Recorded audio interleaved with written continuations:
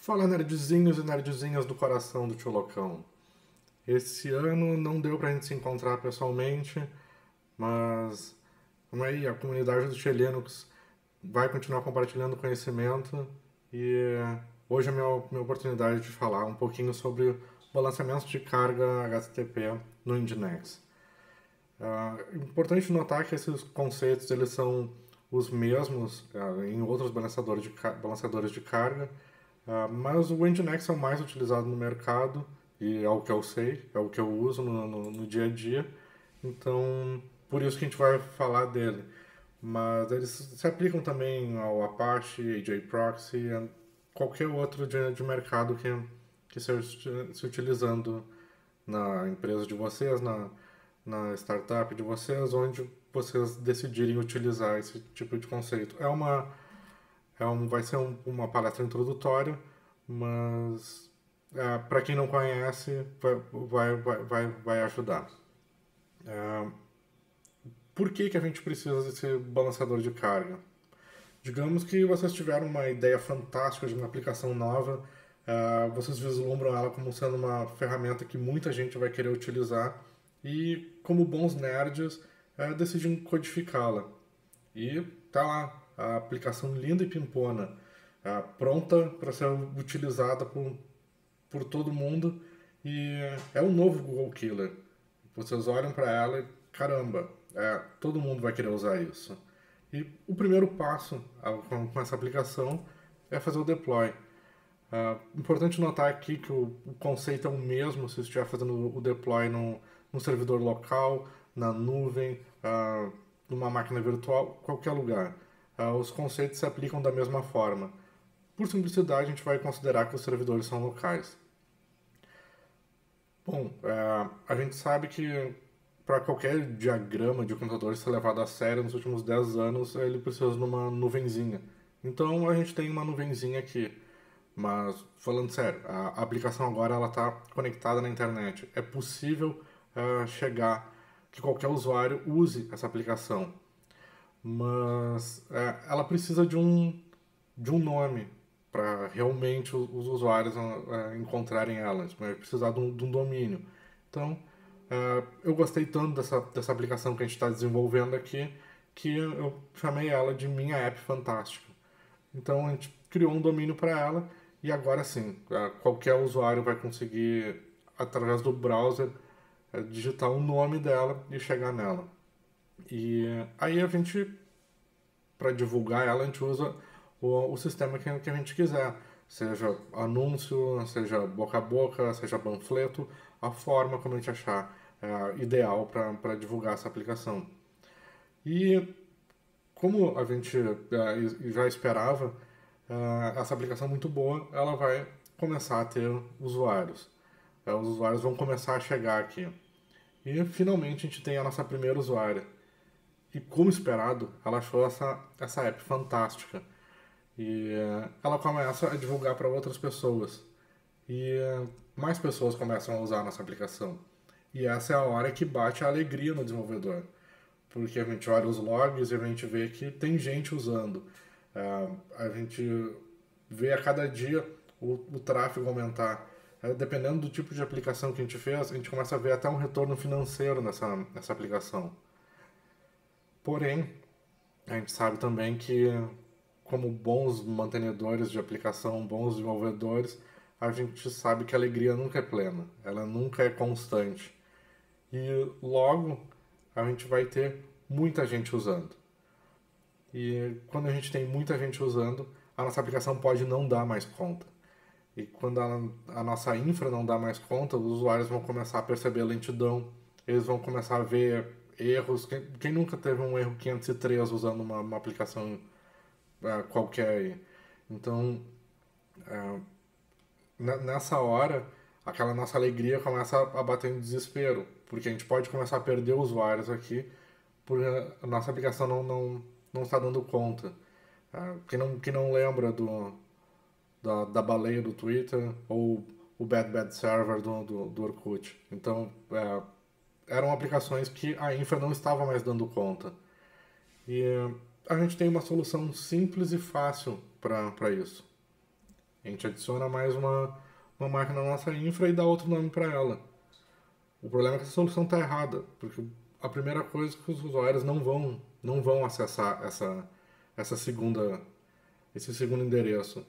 E a nossa máquina original, a nossa infra original vai continuar sobrecarregada. É claro, deve ter gente pensando, isso é fácil de resolver com DNS, com entradas DNS. O problema é que o DNS tem tempo de propagação e pode não ser a nossa melhor opção se a gente está fazendo mudanças rápidas aqui. E é por isso que a, a correta solução para nós aqui, a solução mais fácil e prática, é um balanceador de carga.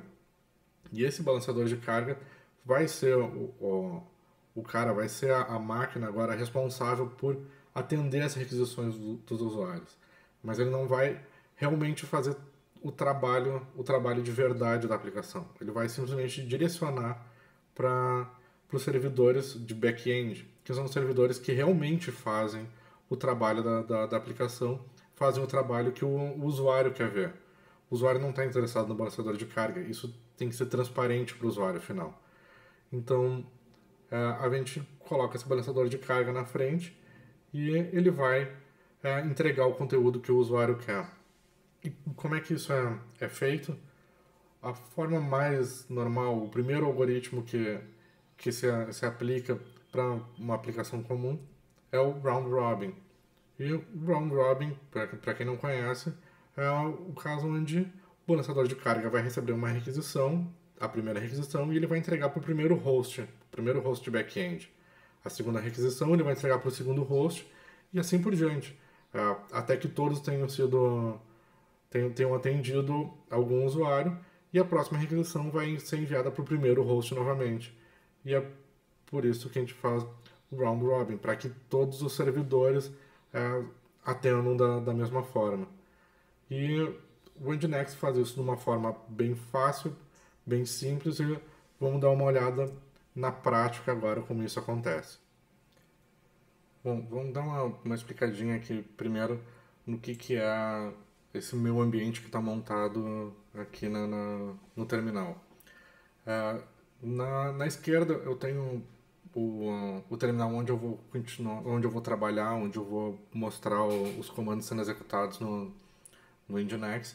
E na direita eu tenho 3 terminais, onde cada um deles está executando uma simulação de back-end. Como todos eles estão rodando na minha máquina local, cada um atende numa porta diferente. Então, o primeiro está atendendo na porta 6661, o segundo na porta 6662 e o terceiro na porta 6663. A gente pode fazer uma requisição aqui e nós vamos ver como esses servidores estão respondendo. Ele responde como se fosse a nossa aplicação fantástica, a nossa app fantástica, mas eu adicionei uma identificação aqui para a gente ter a certeza de qual host isso está vindo. Então, se a gente for no segundo, a gente percebe que um log é gerado aqui para mostrar qual foi a aplicação que respondeu e também aqui a resposta vem mostrando quem é que respondeu essa requisição original que a gente fez. Então vamos dar uma olhada em como que a gente configura esse Nginx para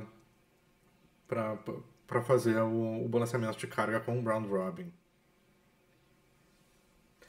Então, aqui eu já tenho um esqueleto de configuração do Nginx que é o mais básico, é o mínimo necessário para começar a fazer uma configuração no Nginx. Aqui só repassando, no começo eu estou dizendo que esse Nginx vai rodar como daemon, apontei o lugar onde vão estar os logs dele, criei uma seção de events que o Nginx exige que ela exista, mas a gente não tem nenhuma necessidade de configurar nada aqui para esse exemplo. E eu tenho uma seção HTTP, que é onde vão estar todos os servidores que vão atender nossas requisições. O servidor que eu criei aqui é o que vai ouvir na porta 8080. Naturalmente, Ele deveria ouvir na porta 80 ou na 443 para HTTPS, mas eu estou apontando na porta 8080 porque eu não quero rodar como superusuário aqui nesse momento. Então, ele está na porta 8080 e vamos começar a criar o nosso round robin aqui de exemplo. Então, a nossa primeira entrada vai ser para definir o upstream, que é para onde que esse Nginx tem que apontar as requisições que chegarem. Então a gente vai chamar esse upstream de myBackend. E nesse myBackend a gente vai realmente descrever quem são os servidores que vão atender. Para esse nosso primeiro exemplo, a gente vai colocar apenas os dois primeiros servidores que estão simulando a nossa aplicação. Então,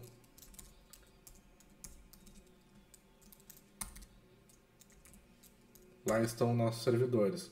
E agora, como é que a gente faz esse balanceador de carga apontar para lá?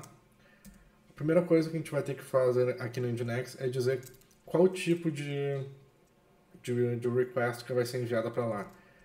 E a gente quer que todas sejam enviadas. Então a gente simplesmente define que tudo que chegar como barra vai ser atendido pelo nosso back-end. Vocês podem ler mais sobre como configurar os locations do Nginx na documentação dele. Não é algo complexo, mas vamos simplesmente passar reto por isso, porque não é importante para esse exemplo aqui.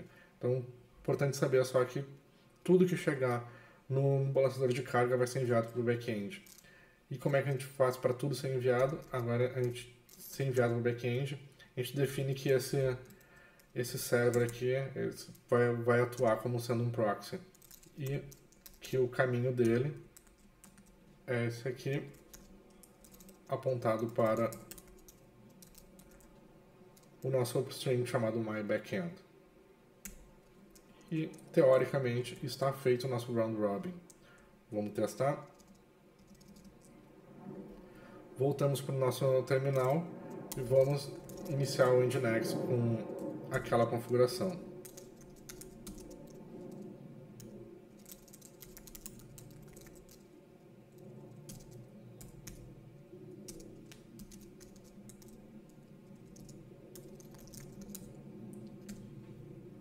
E o Nginx está iniciado. Vamos fazer a nossa primeira requisição para o nosso balanceador de carga. E quem respondeu foi o primeiro servidor, como esperado.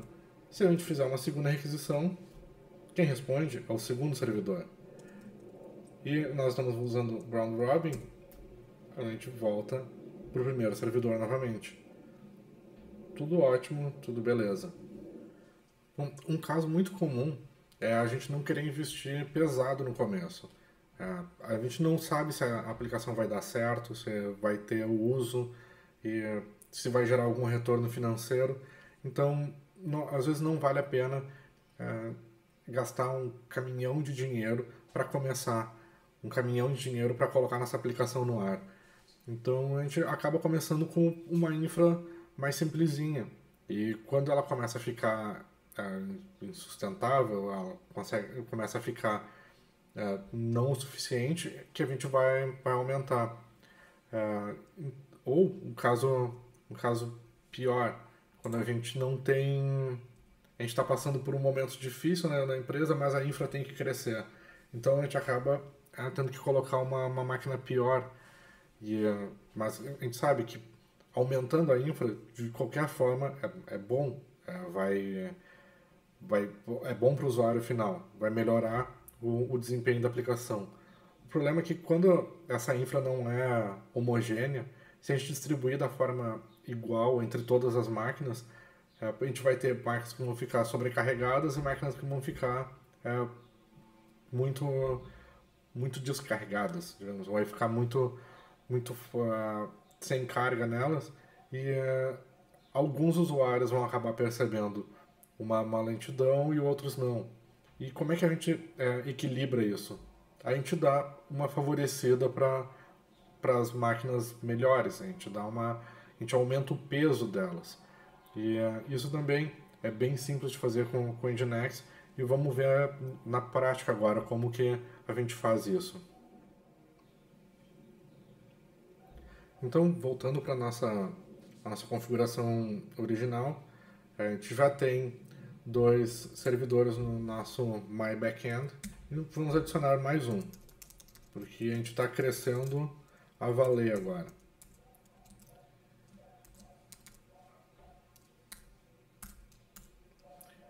Mas a gente já sabe que o nosso primeiro servidor era bem ruinzinho.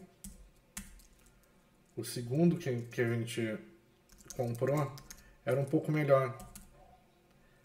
Mas a gente viu que a aplicação realmente estava crescendo e a gente comprou uma máquina muito melhor. Então a gente vai colocar ela com um peso muito maior. Então vamos ver na prática agora como isso se aplica, qual é o comportamento do Nginx nesse caso. Então vamos enviar um sinal de reload para o Nginx, para ele recarregar a nossa configuração.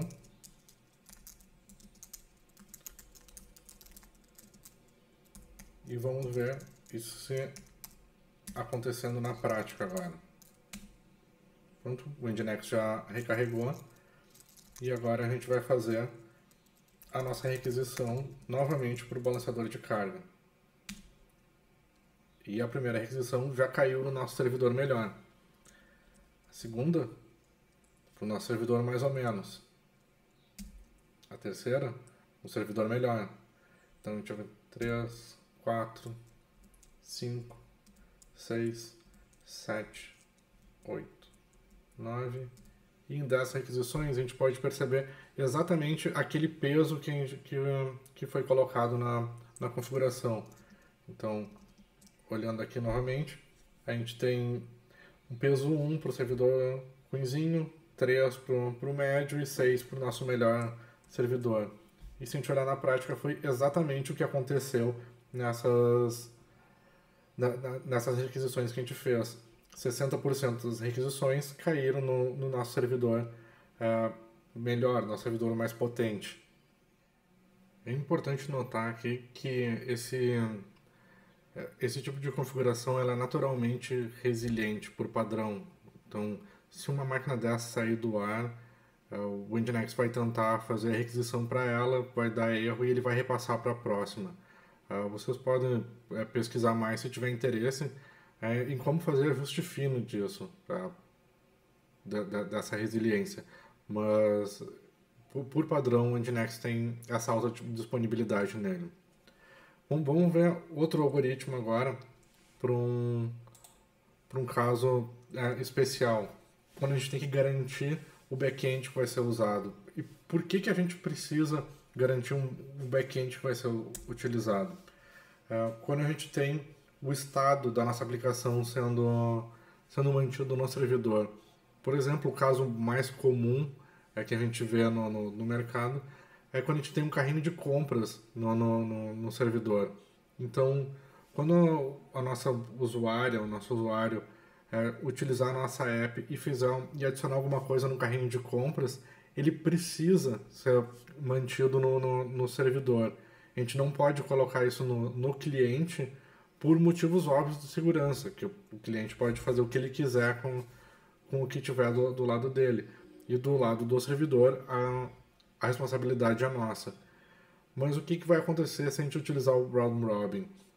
Esse cliente ele vai fazer uma requisição, vai adicionar alguma coisa no carrinho de compras e possivelmente ele vai cair em um outro servidor na próxima requisição e o carrinho de compras dele vai estar vazio ou vai ter outro conteúdo.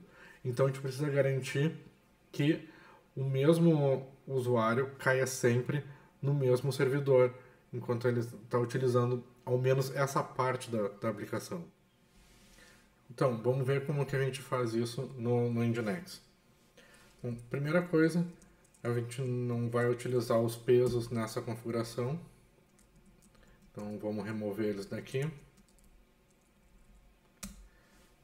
E agora a gente define um hash, que é o que vai ser usado pelo Nginx para decidir para qual servidor vai ser enviado. Esse hash é importante a gente definir para saber como que vai ser feito esse direcionamento para o back-end. Se esse hash não estiver presente na requisição, o Nginx vai tratar a requisição como sendo um round robin normal. Vai ser o algoritmo utilizado por ele. Por isso que esse hash é importante a gente decidir bem. A gente pode colocar um cookie aqui, que o cookie só vai ser gerado quando o usuário estiver fazendo compras. Ou a gente pode criar vários upstreams diferentes, e o upstream vai ser utilizado só quando estiver na parte de compras da nossa aplicação. Mas aqui no caso, para esse exemplo, eu vou utilizar um header que ele pode ou não ser enviado pelo cliente. Que é o mesmo caso do cookie, mas aqui esse header eu vou ter total controle. Então, um header no Nginx é definido como uma variável iniciada em HTTP underscore, e o que vem depois é o nome do header com os traços substituídos por underscore. Então vamos chamar aqui de qualquer header. Qualquer header vai ser o header utilizado para fazer esse hash. Então, voltando aqui, vamos recarregar o Nginx para ele utilizar essa configuração. Pronto, já está recarregado. E agora vamos fazer uma requisição para o nosso servidor. E a gente vê que, por enquanto, ele está fazendo um round robin normal.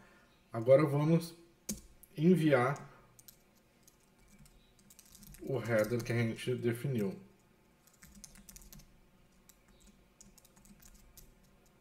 E o valor que a gente vai passar nesse header é a string sim.